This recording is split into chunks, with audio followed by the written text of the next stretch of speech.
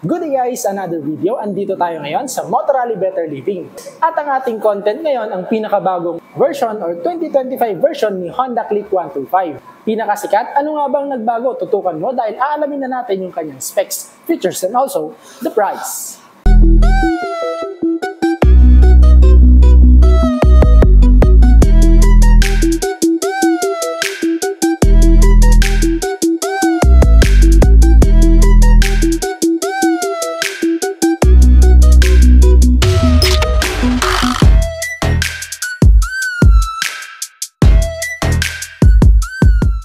Ito ang pinakamabiling scooter sa Pilipinas at meron na siyang bagong looks. Honda Click 125, ito na yung kanyang itsura ngayong 2025. Para sa akin, dun sa mga magtatanong kung worth it pa tong bilhin, marami na tong napatunayan sa tibay at lakas kahit sa kargahan. Mas pinaangas pa nga itong kanyang pormahan. Halina't inyo akong samahan, detalye niya ating tignan. Unahin muna natin ang mga kulay na pagpipilian. Meron tong dalawang variant pero dito muna tayo sa standard. Etong vlog natin na Pearl Arctic White. May gray, Stellar Blue Metallic, meron ding Black Metallic. Sa special variant naman, Obsidian Black Metallic, Pearl Arctic White, lastly, Pearl Crimson Red. Baba muna tayo dito sa kanyang tire size. Meron tong 90/80/14 na size, tubeless and same size dun sa kanyang previous version. Federal ang brand nung kanyang rubber. Wavy ang design nung kanyang mags. At itong standard version ay kulay itim ang finish. Unlike sa special variant, parang ADV, brown metallic ang finish.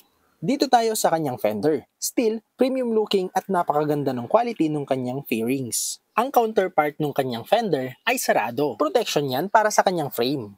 Meron namang combi brake na decals dito sa kanyang fender. Ang ibig sabihin naman yan, kapag pipreno ka sa likod ay may kumakapit din sa kanyang harapan. Akyat naman tayo sa kanyang headlight. Same looks pa rin naman dun sa kanyang previous version. Astig pa rin, lahat ng kanyang ilaw ay LED. Split type itong kanyang headlight, kaya naman malawak ang sakop ng may ilawan. Siyempre, andyan pa rin yung kanyang astig na daytime running light na si Click talaga ang nagpauso na inadapt ng iba't ibang motorcycle manufacturers. Sa taas naman, itong kanyang handlebar. Sa plastic fairings nito, may decals na Honda sa kanyang harapan. On the left side, dun sa harapan ng kanyang lever, mapapansin ninyo na meron siyang park brake. Magandang feature yan, lalo na pag ginagamit.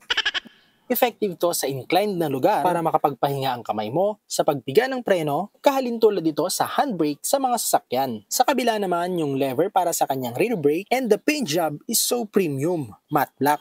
Dito sa left side natin, may high and low button, yung kanyang busina, turning lights button, same quality sa buttons ni ADV and PCX. Wala po siyang passing light pero meron siyang park brake lever, ayan po nasa harapan ng kanyang brake lever. Sa right side naman, meron tayong starting system which is the push button, wala po siyang kickstart. But still, itong motor na to ay hindi pa naka-smart key, naka-disusi pa rin or mechanical key. Dito mo pa rin bubuksan yung kanyang upuan. Meron siyang rectangular button, ipupush mo lang at o-open na yung upuan. Meron din siyang shutter lock. Ito namang kanyang meter panel, same lang din naman ng laman, medyo na-alter lang yung plastic fairings dito sa may Honda. Sa taas naman, nandyan yung kanyang light indicators.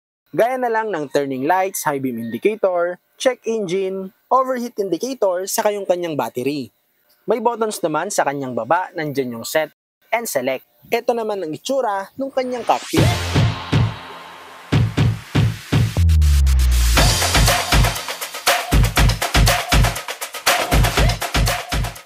And we are down sa kanyang footboard or also known as gulay board. Isang katangian ni Click kung bakit siya nag-click sa mga nagtatrabaho gamit ang motor.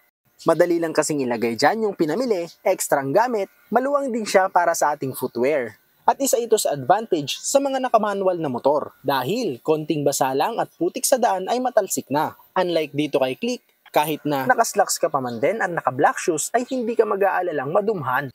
I-check na natin itong kanyang compartment. Sa ilalim ng kanyang foam, meron siyang tool organizer. Meron ding lalagyanan ng important documents gaya ng papeles ng motor at lisensya. Sa may bandang ibaba, meron din naman siyang helmet hook. Very useful lalo na't kung magmumol ka, mamamalengke, pwede mo pa rin iwan ang helmet mo na safe. And speaking of compartment guys, meron din naman itong front compartment, nandyan yung kanyang charging port and may sarado na yan. Plus may utility hook para pwede kang magsabit ng mga handy na pinamili. Ito namang kanyang fuel tank may capacity of 5.5 liters. Matipid itong si Click dahil may fuel consumption of 50.3 kilometers per liter. Ayon yan sa WMTC test method.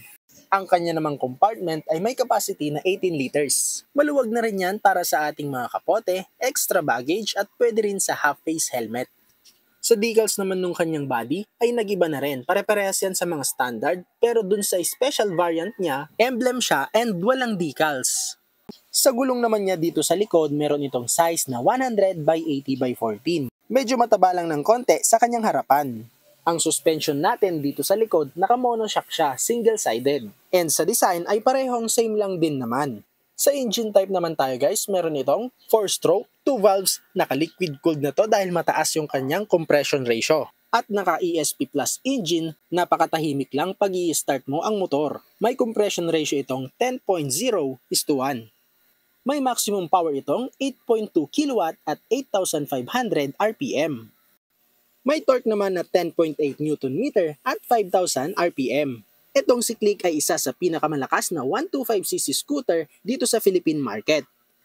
Dito naman tayo sa kanyang likod, kung tatayo ka ayan yung kanyang itsura. Premium yung kanyang handlebar finish. Yung kanyang aggressive looking taillight ay nandyan pa rin.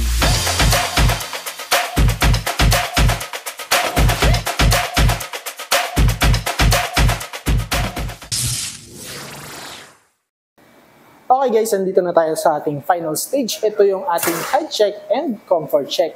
Ito yung bagong 2025 na Honda Click. Napaka-forma. Two-tone na siya. Iba dito sa ibabaw, kulay black. Ganun din dito sa ilalim niya, kulay puti. Combination lang siya ng 2 colors. Ganun din dun sa ibang kulay na available sa kanya. Ayan o, poging-pogi talaga. So, meron lang siyang standard type position. Yan, yung kanyang footboard. May gulay board pa rin naman siya. Tapos, combi brake, suspension check, pakalambot. Ganun din dun sa kanyang likod. Ayan o. Sa pangangkasan, same pa rin ng dati. Maluwang pa rin naman siya. And very durable. Maasahan na itong scooter na to. Kaya okay pa rin siyang bilhin ngayong 2025. At ito nga, binigyan pa tayo ni Honda ng bagong pagpipili ang kulay. Mga nabago itong kanyang mga decals. Iba na rin. Mas pumorma siya, mas naging rugged or sportier look yung kanyang mga sticker. Nakakasabay sa mga pormahan ng mga bagets, ano? Ayan yung kanyang itsura, pogi-pogi. Sa atin namang legroom ay maluwang pa rin dito. Pati dito, turning radius, okay na okay pa rin naman siya. At doon naman sa comfort natin, alam niyo dito kay Honda Click, medyo pa-curve dito sa unang bahagi ng kanyang upuan, kaya hindi masakit dito sa ating hita. Ayan, kung mapapansin ninyo, tayo po ay naka-tiptoe, hindi super tiptoe. Ayan. So kayang-kaya, lalo na dun sa mga medyo mas mababa pa, pwedeng-pwede pa sa inyo to. SRP naman tayo guys, 104,465. And price may vary, depende po sa kasang pupuntahan ninyo. Ito naman ang kasama sa kanyang SRP. For more info guys, pwede nyo po silang kontakin dito sa kanilang Facebook page. At kung gusto nyo pong matulungan sa paglabas ng Honda Click, pwede nyo po akong i-contact sa ating Facebook page, Easy Ride Journey. Sana po nag-enjoy kayo at doon po sa mga napadaan, do not forget to like, share, and subscribe dito po sa ating YouTube channel. Meron din po tayong Facebook and TikTok. Ina-upload din po natin yung ating mga review. At hanggang dito na lang. Thank you for watching. Ride safe!